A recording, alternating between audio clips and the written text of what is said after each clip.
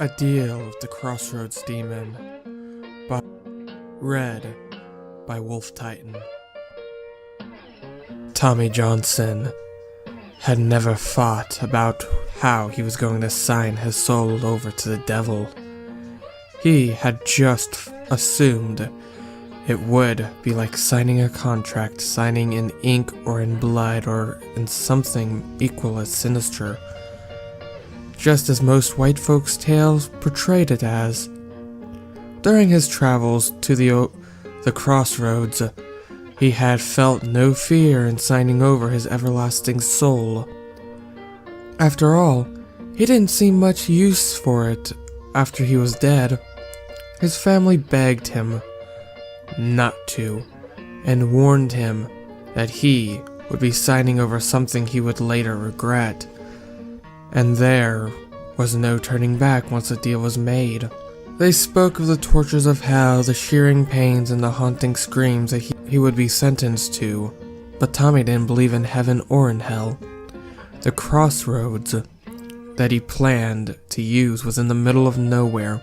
There was no chance that the deed would be observed by anyone. Tommy did not want to take the risk that someone, whether it be friend or foe, to interrupt the deal. It had to be completed. So he waited as the sun set behind him, the thin line of trees and the flat farmland on either side of himself. He waited for a minute, ticked slowly by each move of the hand, bringing him one step closer to the hours to strike his deal. Finally, it was time. In the center of the crossroads, Tommy used his hand to dig into the solid dirt, moist soil clinging to his skin, as inch by inch he created the resting spot for his offering.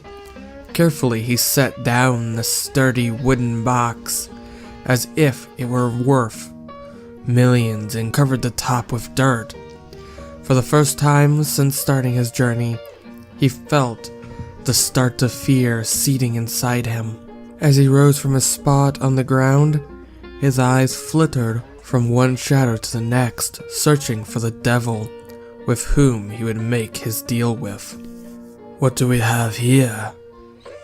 he heard from behind him. He spun around, seeing nothing but darkness. "You want to make a deal?" the voice asked. Tommy gulped, gathering his courage. "Yes, sir. I want to play this here guitar real good." From out of the shadows stepped a short white man, clothed in a black suit. "And what do you have to offer for this gift?" His voice is oily, and something in every instinct in Tommy is warning him to run away. But he stays. "Well, I was gonna offer my soul," he offered, uncertainly clear in his voice. The demon chuckled. "Your soul?" The man grinned. "Well, I usually don't take such minor contracts myself. It's beneath me, you see. But I might make an exception for you." Tommy was silent, not sure what to say, and worried that if he did say the wrong saying, the demon would leave him, and he would get nothing.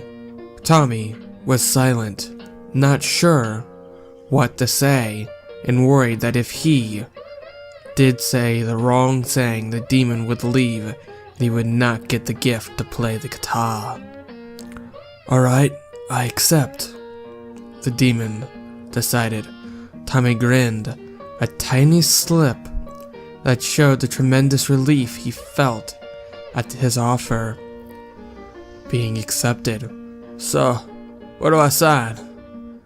he asked, looking around for a pen and paper. The demon laughed. "You don't sign anything."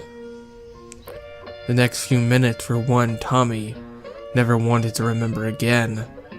He woke up the next morning with the sun peeking over the trees and a truck barreling down the road.